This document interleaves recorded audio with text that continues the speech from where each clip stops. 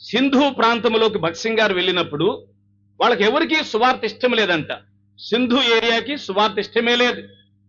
సువార్త ఇష్టం లేని ప్రాంతాల్లో వాళ్ళు ఏం చేశారంటే, వీళ్ళు దేవుడు పంపించాడు, భగత్ సింగ్ గారు ధైర్యం అంతా ప్రభు పంపిస్తేనే పోతాడు. ధైర్యంగా సువార్త ప్రకటిస్తే కొన్ని ఆత్మలు రక్షణ పొందినాయి. తర్వాత వాళ్ళు పసిగట్టి చూస్తాం వీళ్ళు ఎక్కడ అన్నం తింటారు. షాపుల్లో మీరు కందిపప్పు కానీ బియ్యం కానీ నూనె కానీ వీళ్ళకి అమ్మబాకంటారా, వీళ్ళు ఏం తింటారో చూద్దాం. మీరు కూడా ఎన్ని షాపులున్నాయి ఆ ఊరు మొత్తంలో, సింధు ఏరియాలో అన్ని ఏరియాల్లో షాపుల్లో వాళ్ళు మొత్తం చెప్పుకున్నారు హిందూయిజం మీద ఉన్న ప్రేమతో. దయచేసి భక్తి సింగ్ గ్రూప్ కి, ఈ భక్తి సింగ్ ఆ యొక్క మొత్తానికి ఎవరెవరు వచ్చారో ఈ స్వార్థ పనికి వాళ్ళకి అసలు ఏమి అమ్మబాకండి. అలా హోటల్స్ కి షాపులకి అందరికి చెప్పేసినారు. వీళ్ళు వెళ్ళి అమ్మ ఇది ఇవ్వండి, అయ్యా ఇది ఇవ్వండి అంటే ఏం లేవు.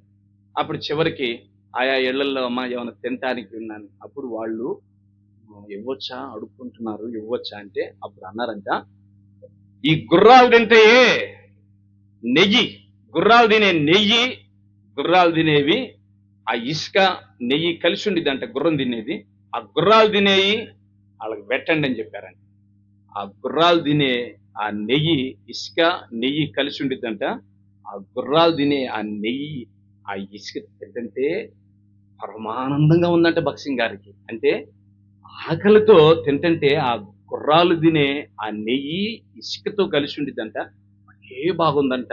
దాంతో కాస్త ఇల్లు అప్పడం చేసుకుని తిన్నారంట హ్యాపీగా.